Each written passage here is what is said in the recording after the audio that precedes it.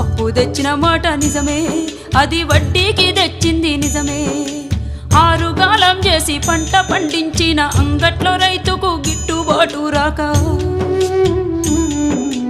అప్పు కొంత గట్టి గడువునే కోరితి, గవర్నమెంట్ ఆర్డర్ అని ఇల్లు జప్తు చేసే.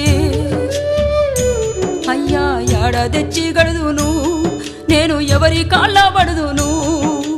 యాడ తెచ్చి గడుదును నేను, ఎవరి కాళ్ళ పడుదును? అసలేటి వానల్లో ముసలెట్ల కట్టుకొని మోకాటి బురదలో మడికట్టు దున్నితే